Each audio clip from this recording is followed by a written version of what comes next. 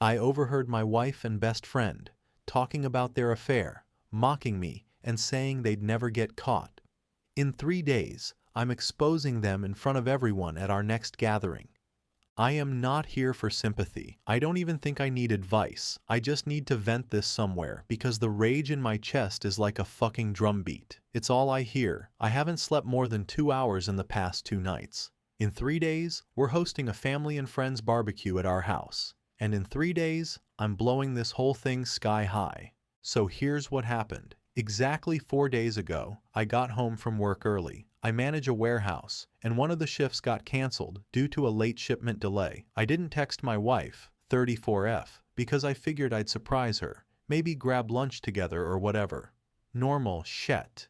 We've been married 7 years, no major fights, no trust issues, or so I thought. I pull into the driveway, come through the side door that leads into the laundry room, and hear voices upstairs. At first I thought she was on the phone. Her tone was weird, kind of low, kind of flirtatious, until I heard another voice, a male voice, and the second I recognized it, my stomach hit the floor. It was my best friend, we'll call him Trevor, 35 million. We've been tight since we were 15. He was my best man, my ride or die. We've shared damn near everything. The kind of guy who's been through breakups, family deaths, bar fights, Vegas weekends, all of it, with me. They were in our bedroom, door mostly closed, but not fully. I stepped halfway up the stairs and heard them clear as day. She said laughing, "He's still clueless. I swear you could fuck me in the kitchen and he'd thank you for cleaning the counters." Trevor goes, "You think he suspects anything?" She laughs again, louder this time, and says, "Nope. He's either in denial or just that dumb. You could have finished in his beer last week and he wouldn't have noticed." I froze, my legs just stopped working, and then Trevor said, "Honestly, the longer this goes on, the better. He's never gonna catch us. This setup's perfect." I didn't hear much after that because my heartbeat was so loud I thought I was gonna pass out.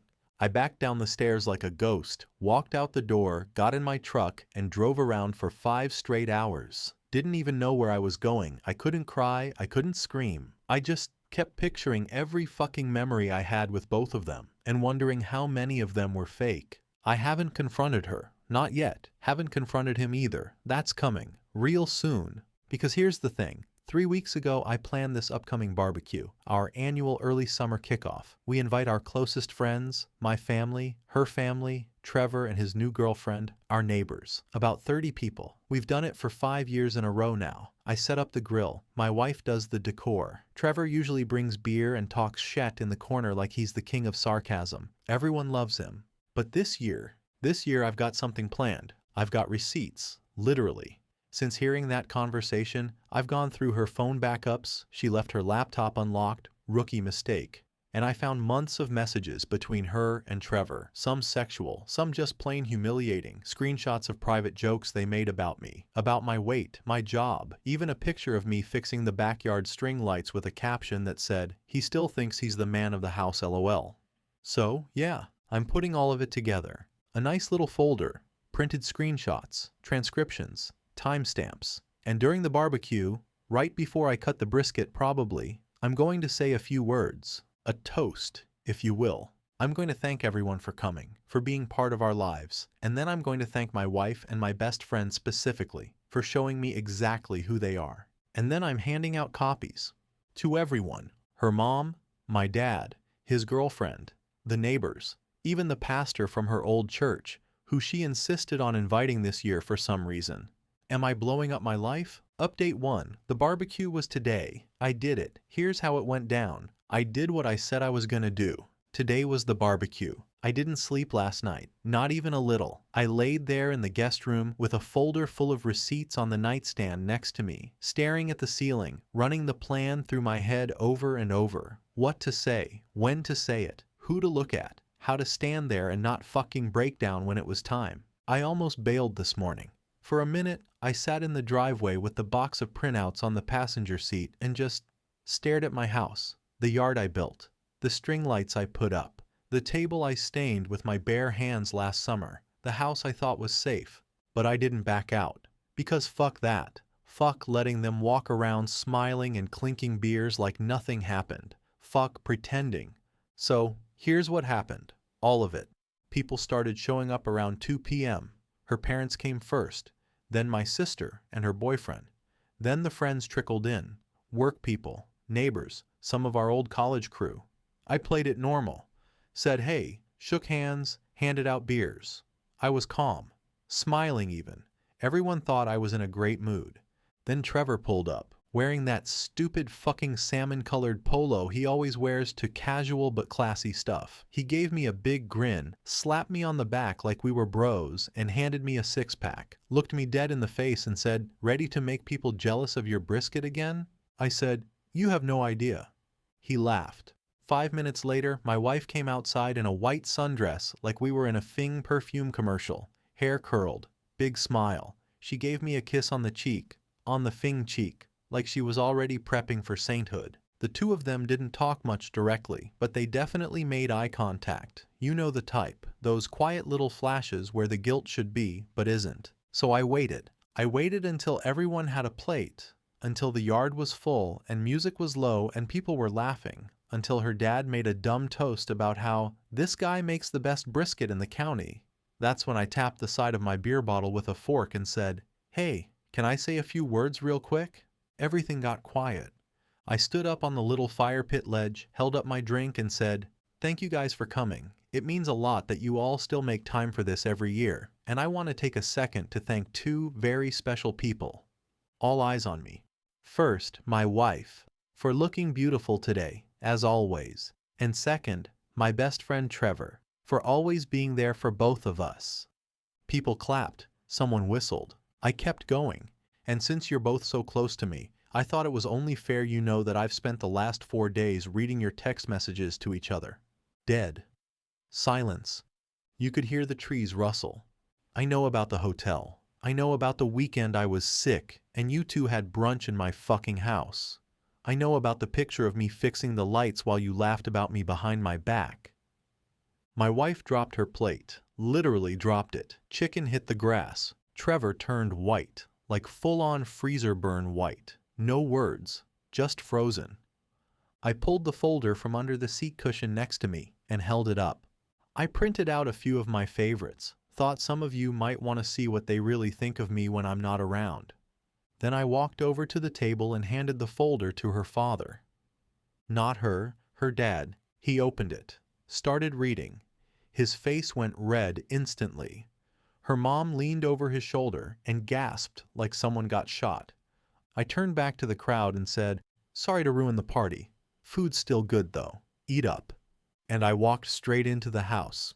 I don't know what happened for about 10 minutes. I was inside, pacing, shaking like I'd just pulled the pin on a grenade. I didn't cry, didn't scream, just waited. Eventually, Trevor came in through the side door, slammed it behind him, looked at me like I was the one who fucked up.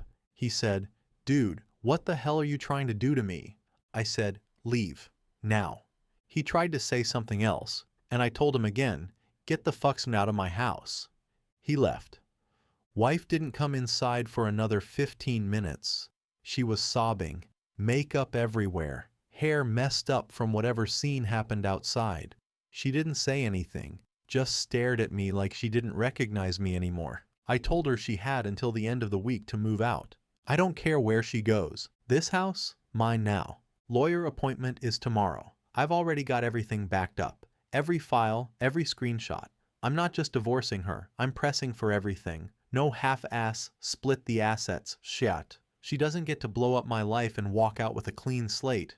And Trevor? He's already blocked. I hope he tries to reach out. I want him to. I'm saving that message for the courtroom. There's more I could say, but I'm tapped out. I still feel like I'm floating above my body, but I did it. I fucking did it. The look on her face when I said I'd read the texts? That shit is gonna keep me warm at night for a long, long time. Update 2. It's been a few days since the barbecue. I thought after dropping everything in front of her parents, our friends, and Trevor's dumbass, things would go quiet, like they'd just slink away and deal with it privately. But nah, these two don't go out quiet. They're trying to rewrite the whole thing like I imagined it. Sunday morning I wake up to texts, missed calls, her mom, her cousin, random numbers. I didn't answer any of them. I didn't even read the texts at first. I just sat at the table, drank some leftover cold brew straight from the bottle, and stared out the window thinking, they're really gonna try and spin this. Then her aunt shows up around noon. Shows up like we're still doing potlucks and family game nights. She's got banana bread in one of those ceramic loaf dishes. She rings the bell, then stands there like she expects me to answer in an apron. I open the door and don't say anything, just look at her. She goes, "Can we talk for a second?" I said, "Make it quick." She gives me that look like I just offended her by not kissing her on both cheeks and offering her coffee. Says, "Look, I'm not here to pick sides, but Becca's hurting. She's saying you're twisting things that weren't serious." I laughed right there, out loud. Said, "Yeah, banging my best friend wasn't serious." She blinks. "Okay, I didn't mean it like that. Just, sometimes people feel trapped and they do dumb things." I said, "Cool, take the bread and go." She tried to keep talking. I shut the door. 2 hours later, I start getting texts from people who were at the BBQ, mutuals, old college friends, a couple from our gym group, all saying the same shot tea in different ways. Stuff like, "Hey man, Becca's saying there's been a lot going on behind the scenes." Or, "She told me you guys had an open thing." Or, "She said you knew about Trevor." All lies. Apparently she told at least 3 people that we were experimenting, and I had agreed to some kind of open marriage thing last year, and now I was just emotionally overwhelmed and embarrassed it all came out in public. Not even close to true. I never agreed to anything. There was no discussion. I wouldn't even have joked about that, especially not with Trevor. So instead of arguing with people, I just start going through stuff. I wanted more backup, more receipts. I remembered that Becca used to be paranoid about losing photos, so she'd back everything up to USBs. We had this little cabinet drawer in the office where she used to toss stuff. I found one, plain black flash drive, no label. Plugged it into my laptop, not even expecting anything. First folder I open, labeled January-March. Inside it, a video file called guestroomcamexport.mov.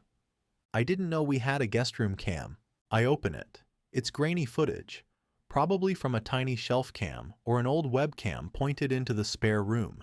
It shows Trevor, sitting on the edge of the guest bed in a towel, talking to her on speakerphone.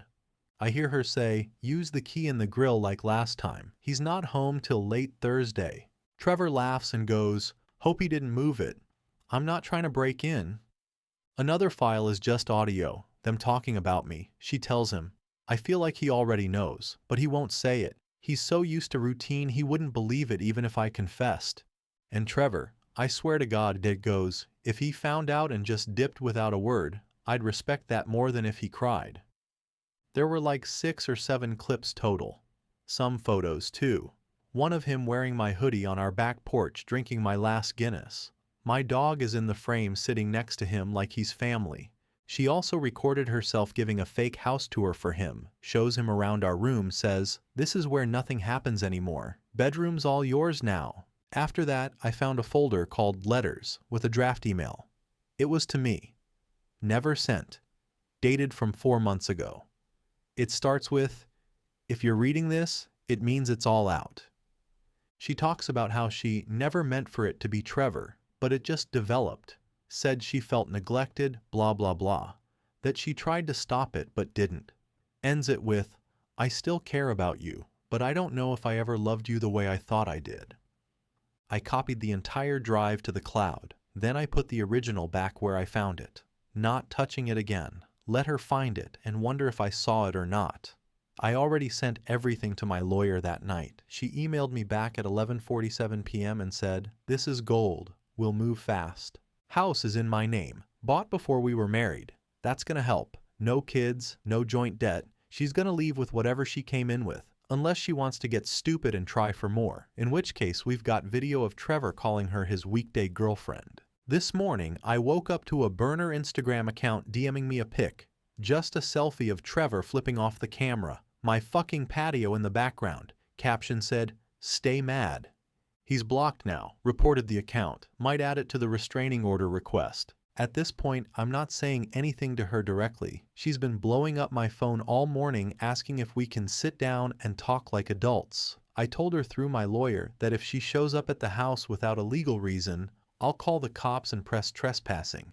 I'm boxing her stuff this week. Gonna give her a 2-hour window to pick it up. If she doesn't, it's going to her mom's driveway in a U-Haul, and I'm not even staying to watch. She tried to spin this whole thing like I was the unstable one, like I was overreacting to a consensual little secret they shared. But now I've got the footage, the emails, the jokes they made behind my back, the backup she thought I'd never find. It's all going to court. Update 3.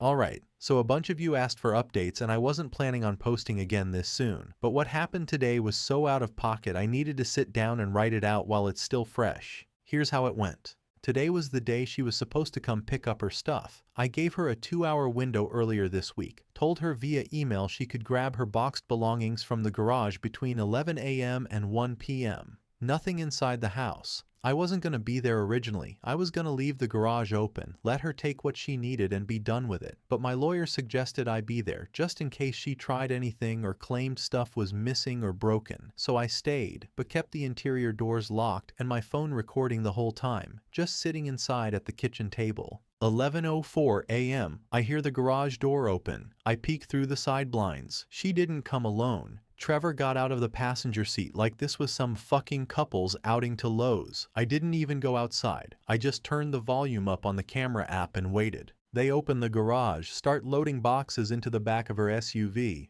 Normal stuff at first. Clothes, a suitcase, a few framed prints. Then I see Trevor open one of the boxes, pull out a hoodie, and laugh. Like, audibly laugh. He puts it on. My hoodie. The same one he was wearing in that guest room footage from the flash drive. I swear to God, this dude was smirking at the camera like he knew I was watching. She didn't even say anything, just smiled and helped him zip it up like it was cute. That's when I walked out. I opened the interior door just enough to step into the garage and said, "Take the hoodie off." He looked over like I'd just appeared out of nowhere, says, "What's the problem?" I said, "That's not yours. It wasn't yours in February when you wore it while fucking my wife in my house, and it's not yours now." Becca, I swear, hand to God actually says, "It's just a hoodie." I said, "It's evidence." That shut her up. Trevor goes, "You really gonna get petty about clothes, bro? You embarrassed yourself already." I stepped forward, didn't touch him, didn't raise my voice. I just said, "You've got 10 seconds to take that off, or I'm calling the cops and reporting stolen property, harassment, and trespassing." He scoffed, took it off, threw it on the ground. I picked it up, tossed it back inside, and shut the door in both their faces. 15 minutes go by. They finish loading everything else in silence. At least that's how it looked on camera. But right before she left, she taped something to the outside of the door. Just a folded piece of notebook paper. I didn't open it right away, waited until they were gone. When I finally unfolded it, it said, "I never planned for it to go this far. I didn't want to hurt you. I still don't."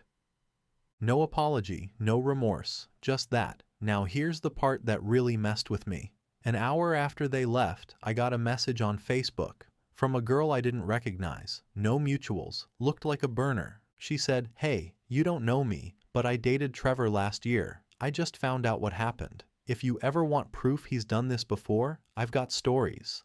We talked for 20 minutes in the DMs. Turns out she was with Trevor for a few months before he started sneaking around with another friend's girlfriend.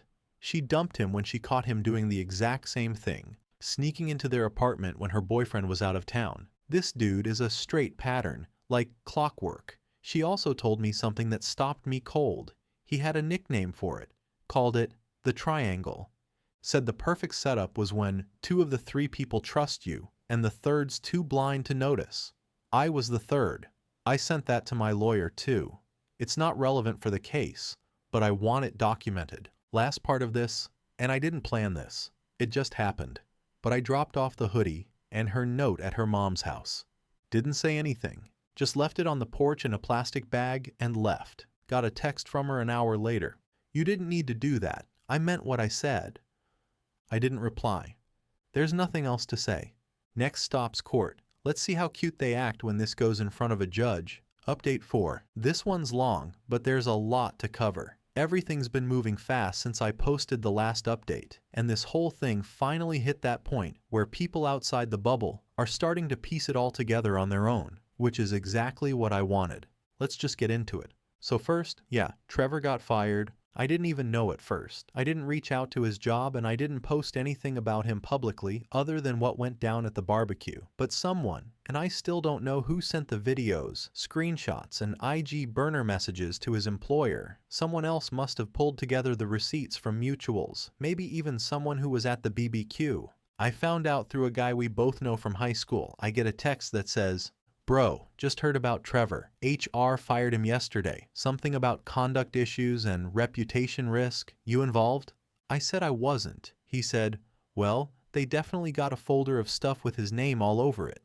Apparently Trevor was working at some boutique marketing agency that handles image control for high-end clients. They don't play around with reputation stuff. And when they found out their lead content strategist was harassing his former best friend and mocking him through fake burner accounts after banging his wife, yeah, they booted him the same day. The best part? He posted a vague little sob story on his IG the same night. Something like, "You think you know people, then they weaponize your past. Trust is a myth. Comments off." Classic.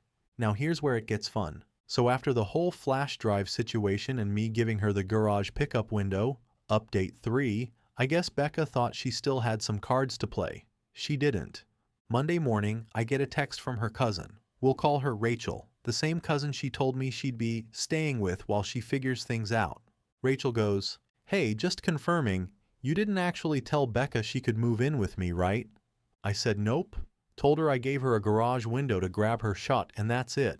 Rachel sighs in the text and says Becca showed up with 2 suitcases and a tote bag claiming I'd given her permission and that she needed a few weeks to clear her head. Rachel said she let her in because she felt bad, but within a day, Becca was already trying to argue about rules, using her bathroom stuff, asking if she could invite a friend over next weekend, probably Trevor, let's be real, and even suggesting she pay a little less for groceries since she's emotionally exhausted.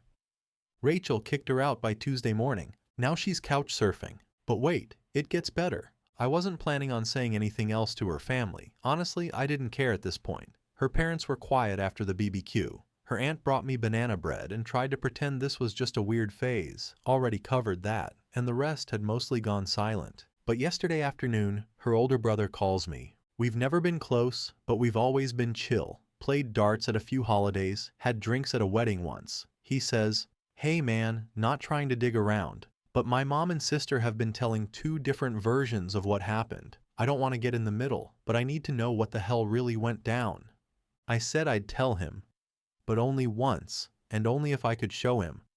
So I told him to meet me at a neutral spot. We grabbed lunch at a burger joint neither of us had been to before, sat down in the corner booth. I pulled out my iPad and showed him the folder. Didn't even have to explain anything, just tapped the play button. Started with the guest room footage, moved to the backyard pictures, then to the IG burner messages, ended with the screenshot of Trevor in my fucking hoodie, flipping off the camera. He watched the whole thing in silence, didn't interrupt once. He just kept blinking like he wasn't even sure what he was seeing. When it ended, he just goes, "Fucking hell."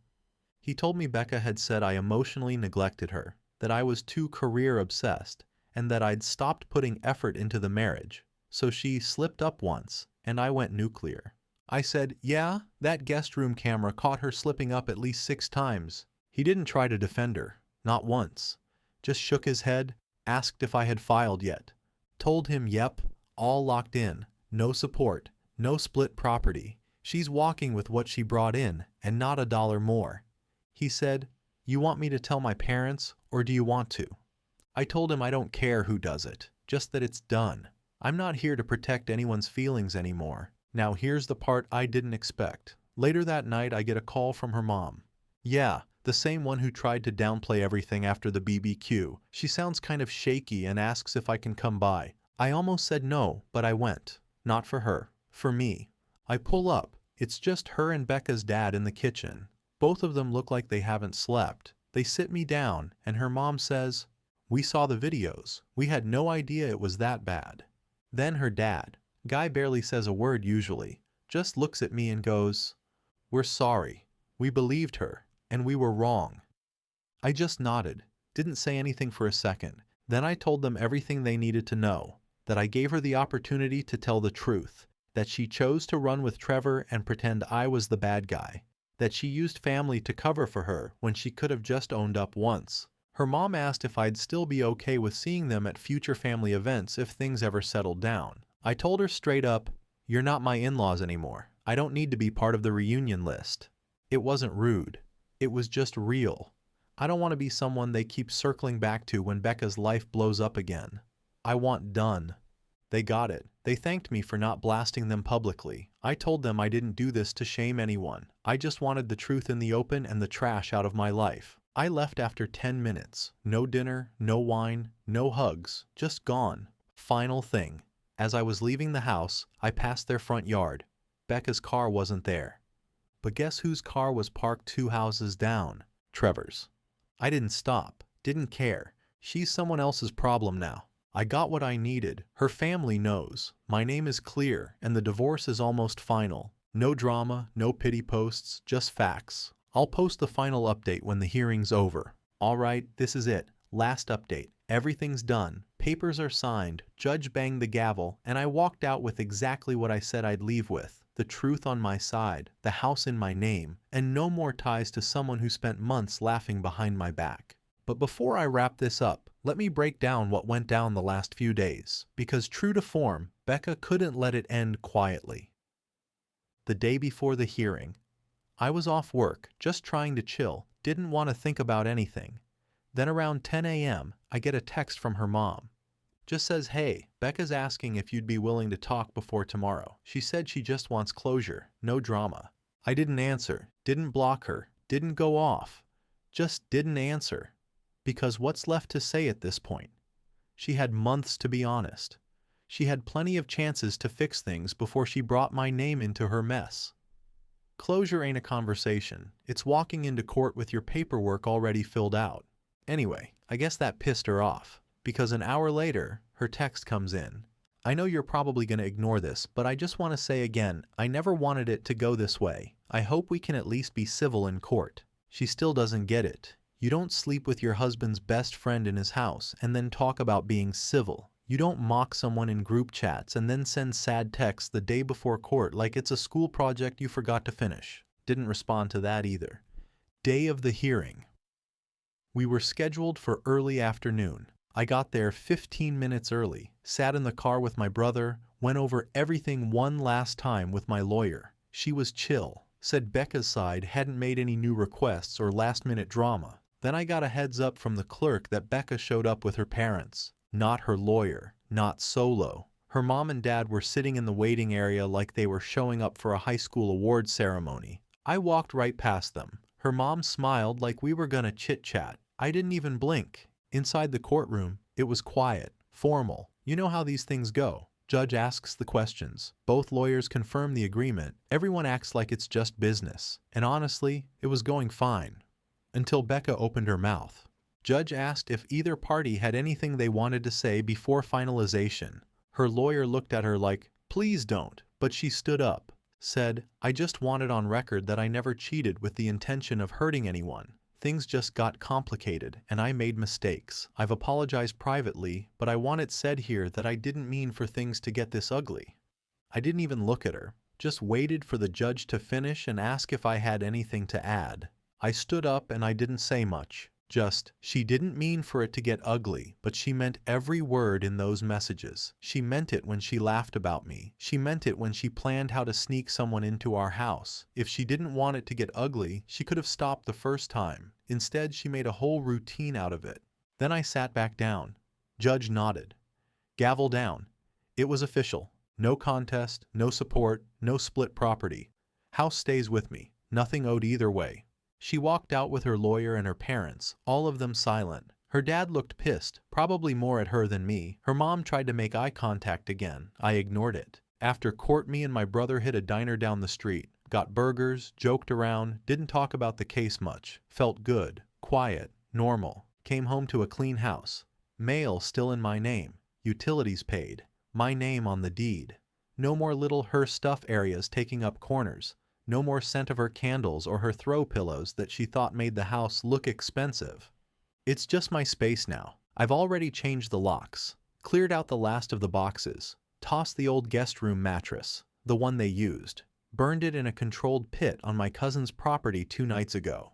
Not out of spite, just done with it. She tried one last time to frame herself as someone who made a mistake, but I didn't let her. Not this time. Not when it counted. You don't get to trash someone's loyalty and then claim you're misunderstood. Thanks to everyone on here who followed this, commented, messaged, or even just lurked. I didn't post any of this thinking it would get attention. I was just pissed and needed to get it out without screaming into a wall. But you guys helped me keep my head straight. You gave me clarity when everything felt foggy. You reminded me not to second guess myself, not to fold, and to handle it with facts, not noise. So yeah, real ones. Appreciate it.